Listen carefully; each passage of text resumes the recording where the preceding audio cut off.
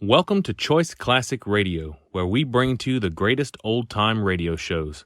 Like us on Facebook, subscribe to us on YouTube, and thank you for donating at choiceclassicradio.com.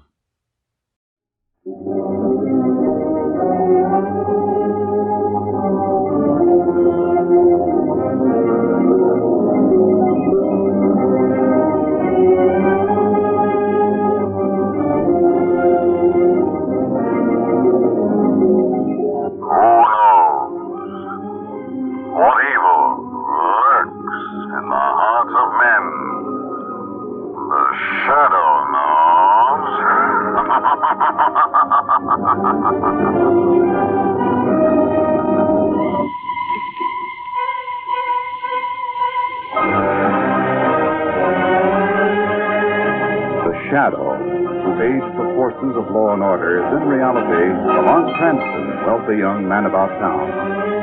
Years ago in the Orient, Cranston learned a strange and mysterious secret, the hypnotic power to cloud men's minds so they cannot see him. Cranston's friend and companion, the lovely Margot Lane, is the only person who knows to whom the voice of the invisible shadow belongs. Today's drama, The Nursery Rhyme Murders. Brookside Home is a private sanitarium located in a densely wooded area in the suburbs. It's about 8 o'clock in the evening as Superintendent Alfred Foster walks down the corridor on his way to visit one of his patients.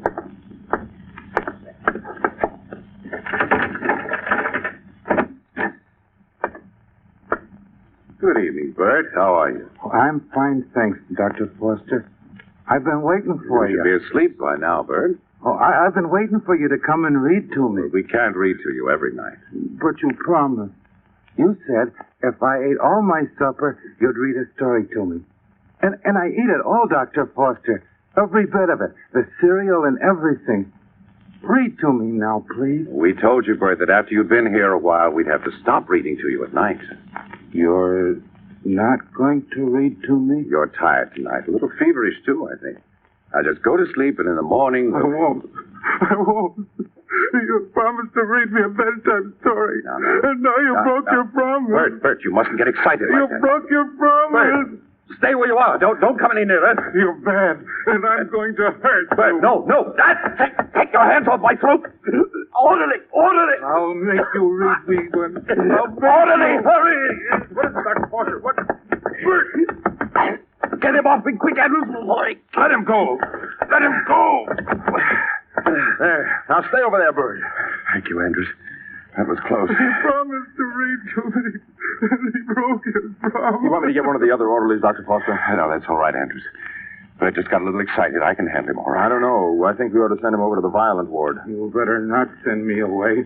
You better not. Now, Bert. You better not try and send me away. If you do, I'll hurt you all. I'll hurt you all bad.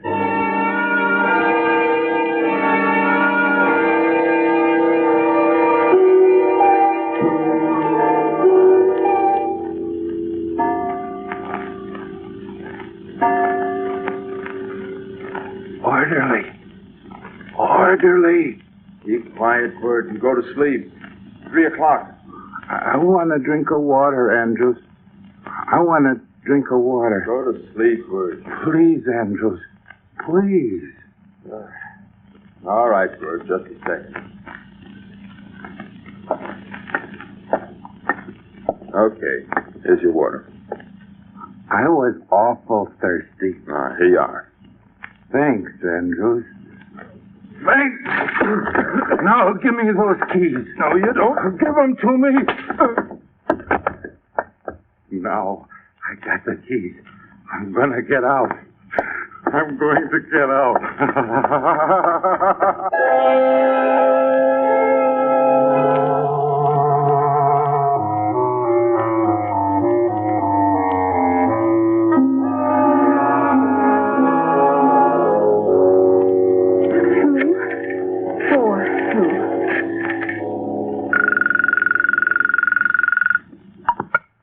Brookside Home. Hello, this is Polly Andrews. I'm Harvey Andrews' wife. Oh, yes. Hello, Mrs. Andrews. Is my husband there? I'm sorry, Mrs. Anderson, but he isn't in. All the orderlies are out in the grounds hunting for Bert Eustace. He escaped last night, you know. Well, that's just it, operator. Our cottage is at the north end of the grounds. I understand Eustace is violent. I'm here all alone, and, well, I'm frightened. I don't know what we can do. I'll tell Mr. Anders to phone you when he gets back here. Well, all right, thanks. Not at all. Goodbye, Mrs. Anders. Goodbye. Who's that? Who's there? Hello, Polly. You! No! Don't! Little Polly Flinders sat among the cinders, warming her pretty little toes. Her mother came and caught her and whipped her little daughter for spoiling her nice new clothes.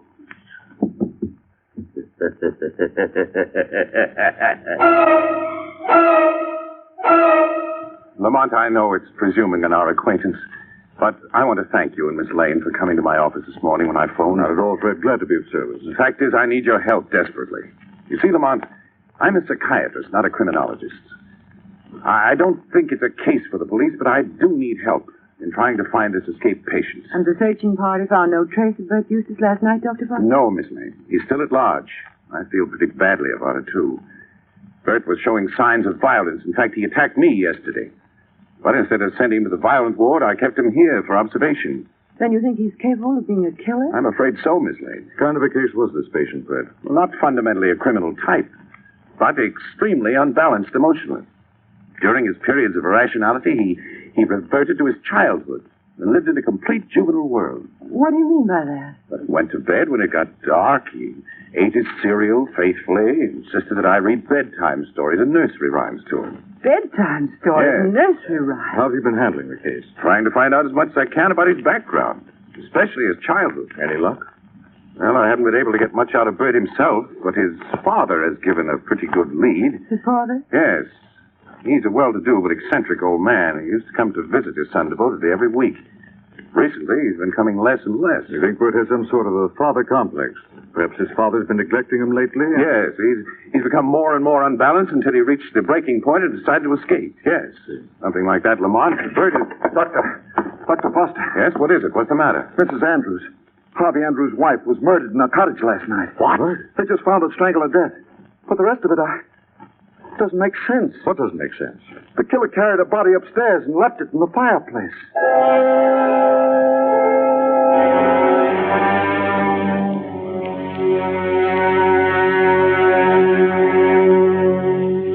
This is horrible. This poor woman's body curled up in the fireplace like this. Very strange resting place. Yes. Notice one other thing, Fred. Yes? Killer took the shoes off the corpse. But why? Why did he take her shoes off? Why did he carry her body upstairs and put it in the fireplace? It doesn't make sense. Contrary, Margot, it does make sense. What do you mean? The tortured depths of Bert's mind, he acted with a terrible logic. I don't think I follow you, Lamont. Neither do I. You said this man Bert loved bedtime stories and nursery rhymes. Yes, that's right. Well, in my opinion, he killed this woman right out of a Mother Goose rhyme. What? Listen to this, Margot. Little Polly Flinders sat among the cinders, warming her pretty little toes. Not. The dead woman's first name was Paul. Yes, and she sat among the cinders. That would mean the fireplace, Margot. Yes, and warming her pretty little toes. No wonder the killer took her shoes off. Precisely. The clues are all in the rhyme. I wonder if it's only the beginning. What do you mean, Lamont? I wonder if the killer's going to stop with his first murder, Margot. Because with all the Mother Goose stories there are, death can rhyme many times.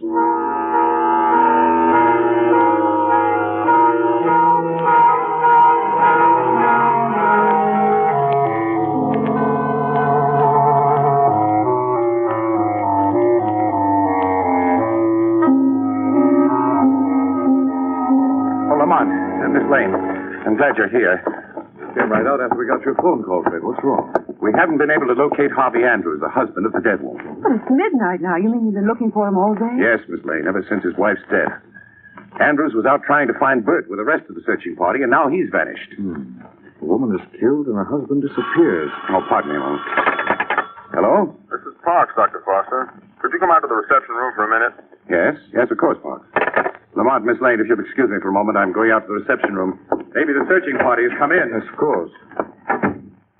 Lamont, do you suppose Bert has killed the orderly as well as his wife? I don't know, Margot. Strange they haven't been able to locate him yet. Oh, it's Dr. Foster's phone, Lamont.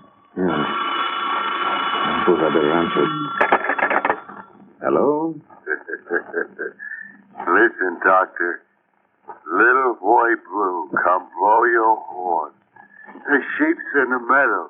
The cow's in the corn. Where's the little boy who looks after the sheep? He's under the haystack, fast asleep. Who is this? Who is this? Hello? Hello? What's the matter, Lamont? Who was that? Bert Eustace, Margot. Come on, I think we better get outside fast. Where are we going? To the farm and back to the sanitarium. What do you expect to find out there? Wouldn't be surprised, Margot, if we found Little Boy Blue. You don't think you should be wandering around the grounds in the middle of the night without Dr. Foster? Dr. Foster will be very glad we left without him, Margot. Hold the flashlight up. Isn't there a haystack next to the barn? Yes, Lamont. Come on, Margot, but careful. We may be walking into a trap. Here we are. Oh, here's the pitchfork. We'll start digging. Lamont, what do you expect to find? Killer's given us a clue, Margot. If I'm not wrong. Good Lord. There's a body under this hair. It's Andrews. And he's wearing a blue orderly's jacket. Yes, Margot. Little Boy Blue. Only this little boy Blue isn't just fast asleep. He's dead. Lamont, listen.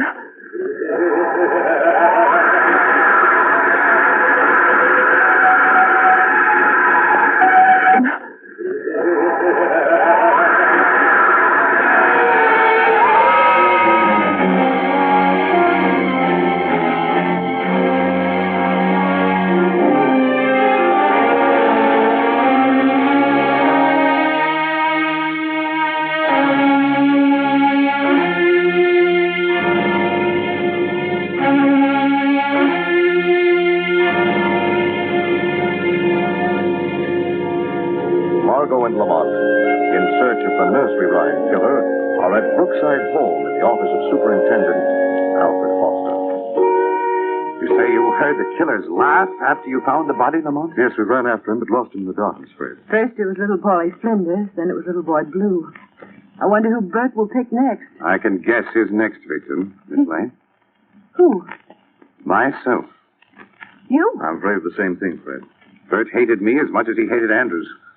As I see it, he went to Andrews' house to kill him and found Andrews wasn't there and killed his wife instead. And he caught Andrews in the grounds later and killed him and buried him under the haystack. Yes, and logically. Well, I come next. You could be right, Fred. Afraid I am. Oh, we've got to find this man. We've got to. The police have a statewide dragnet out for him now. Yes, they're so busy covering the highways and terminals. I wonder if they haven't given the most logical place a very fast examination. The most logical place? Yes, Bert's home. I think we'd better have a talk with Bert's father, Lamont. I wouldn't be surprised if he knew a great deal more about where his son was hiding. It's a good idea. Come on, Margot. I'll get my things. Well, that won't be necessary. What do you mean? You're not going with us, Fred. It's not safe. Oh, but you I... admitted yourself you're probably next on Bert's list. Yes, You're the psychiatrist. I'm the criminologist, remember? We'll phone you here at the office as soon as we've seen old man Eustace. Well, all right. Thanks, Lamont. Forget it. Come on, Mark.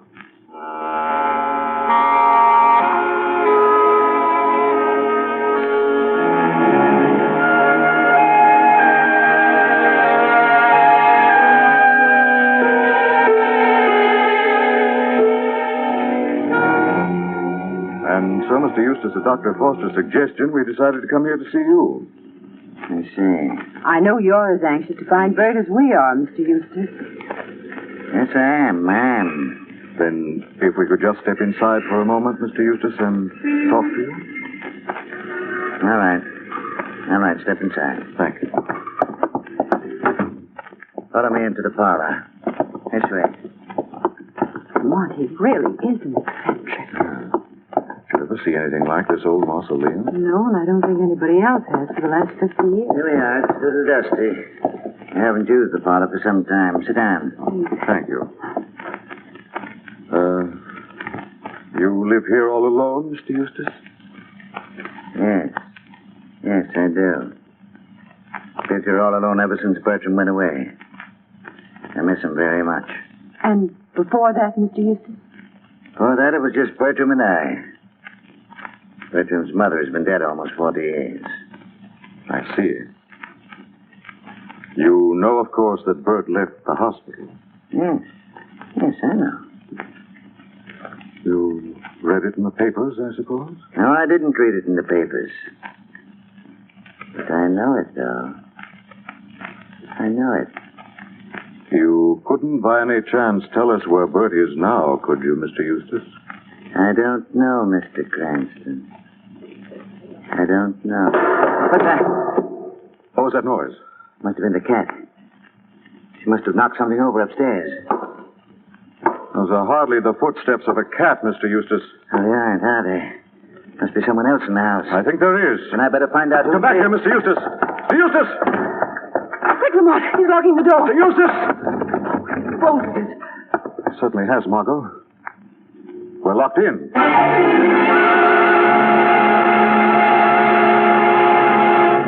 It looks as though we were too slow. Yes, while we're breaking out of the parlor down there, both Mr. Eustace and Bert have disappeared.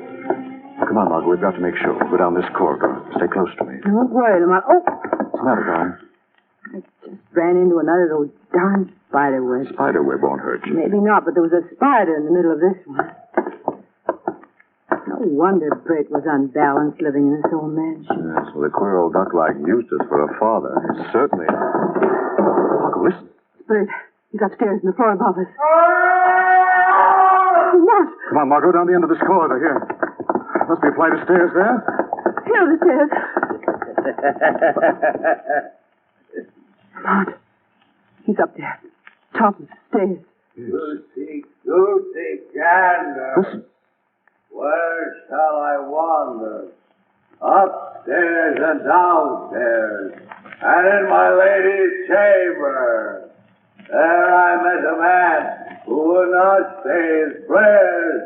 I took him by the left leg and threw him down the stairs.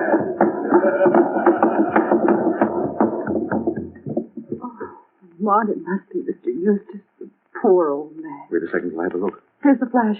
Maybe the old boy is... What's the matter? Margot, this isn't Mr. Eustace. It isn't. No. It's Bert.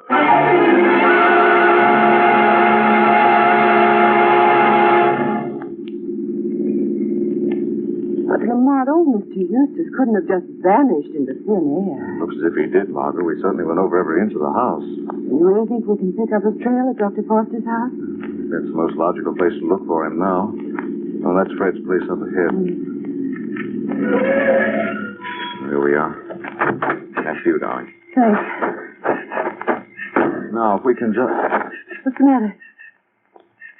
Well, I saw something in the car headlights. What?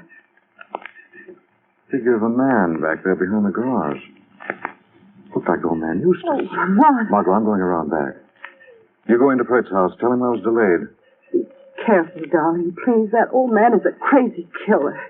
Shadow's going to set a trap, Margot.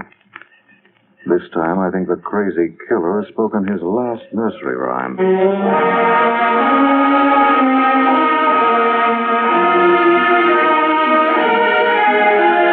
I'm so glad you come, Elaine. The killer has been here. You've seen him? Yes. I saw the same figure Lamont saw when I stopped to pick up the mail. Old Mr. Eustace. Yes, and he left this in the mailbox. What is it? The note. Listen.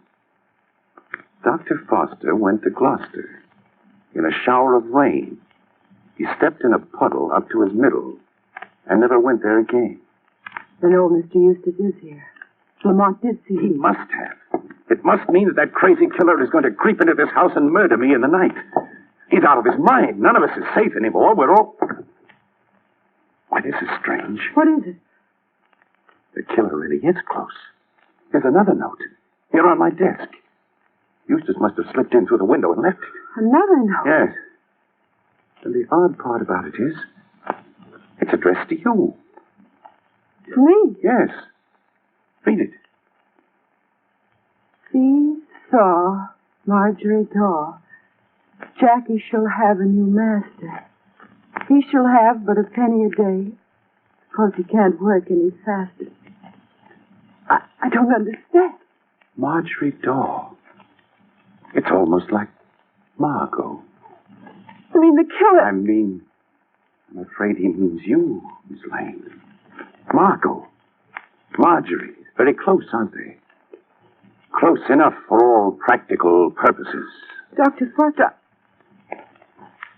why are you looking at me like that? It's a nice rhyme, isn't it? It has a swing to it. Say so, Marjorie Daw. Jackie shall have a new master. He shall have but a penny a day because he can't work any faster. You're the nursery rhyme killer. Yes, Miss Lane, I am. I love nursery rhymes. Oh, Mother Hubbard went to a cupboard to get a poor dog a bone. Stay away from me. Little Jack Horner sat in the corner eating his Christmas pie. Stay away. Jack and Jill went up the hill. Stay. Peter, pumpkin eater. No! These four Marjorie. What's that? Who's in this room? I don't see anyone. Someone I can't see. Who are you? You like to hear a little nursery rhyme, Dr. Foster? Who are you? I have a little shadow that goes in and out with me. What can be the use of him is more than I can see. Stop! Very, very like me from the heels up to the head. And I see him jump before me when I jump into my bed. Stop it! I'm going mad! You're mad already, Foster. Our mind has been clouded by the dark shadows you profess to study. Who are you? The shadow, Foster. The shadow here to see justice done. Shadow? You thought you could blame these murders on Bert and then on his father. You became so obsessed with his case that your own mind broke under the strain. Let me out of here! I've got to get out of here! No, Foster. The state has a place for you. A place where never again will you be allowed loose among society. A place where you can safely recite nursery rhymes to your heart's content.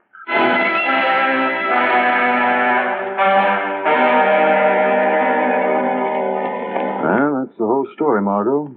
Foster wasn't a doctor at all. He was just a clever quack who outsmarted himself. He became so obsessed with abnormal cases such as Bert Eustace that he became unbalanced himself. Is that it? That's right, Margot. Bert's escape must have been the snapping point for Foster's mind. He went on a rampage, blaming everything on Bert. And when we went to see old man Eustace, Foster was afraid we'd find Bert, get the truth out of him. So he had to get rid of Bert and then shift the blame to the father. Well, then Foster was the one Polly Andrews saw, and it was his voice we heard on the phone. Both Bert and his father were completely innocent. That's right, Margot.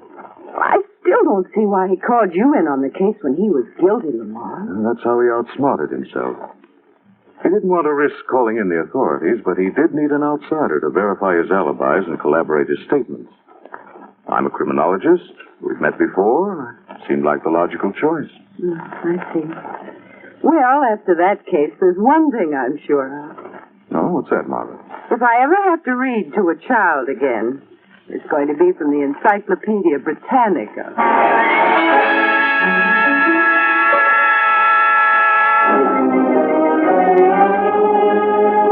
Weed of crime bears bitter fruit.